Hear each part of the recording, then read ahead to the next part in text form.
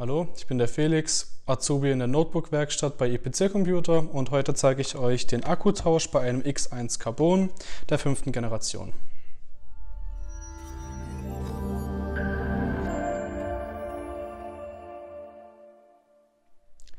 Das ist das X1 Carbon. Bei diesem Gerät lösen wir die 5 Schrauben im Topcase. Diese nicht mit Gewalt rausziehen, da sie im Topcase drin bleiben. Sonst könnte man die Verschraubungspunkte im Topcase zerbrechen.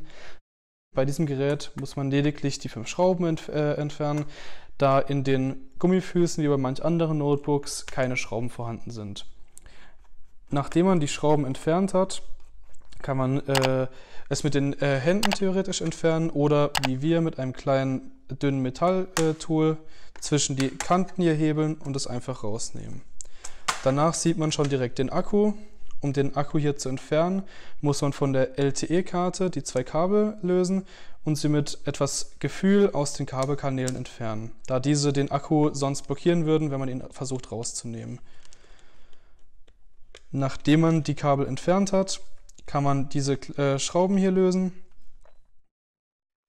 um den Akku dann gleich zu entfernen. Das sind lediglich 4 Schrauben. Diese am besten alle zusammen aufbewahren, dass man sie nicht verliert, denn man sollte alle 4 weiterhin einschrauben, da der Akku sonst etwas locker sitzen könnte.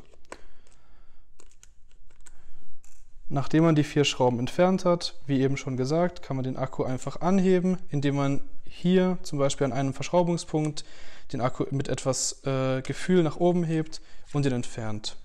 Dann nehmen wir den neuen Akku. Man sieht hier die kleinen Laschen, die legt man unten wieder in die Punkte hier ein. Gerade hier etwas hineinschieben, den Akku niederlassen und hier bei dem Punkt etwas andrücken, damit der Akku seinen Kontakt bekommt.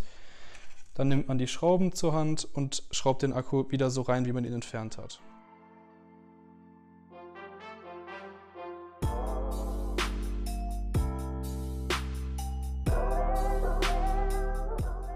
Danach alles wieder umgekehrt einbauen, damit es wieder so aussieht wie vorher.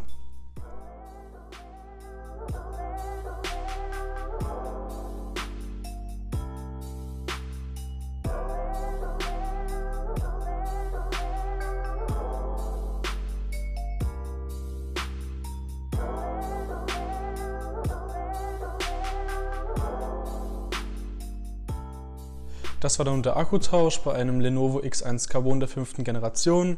Ich hoffe, euch hat das Video gefallen. Falls ja, lasst ein Like da. Falls ihr noch etwas auszuwenden habt oder etwas bei euch nicht funktioniert hat, könnt ihr auch gerne einen Kommentar schreiben.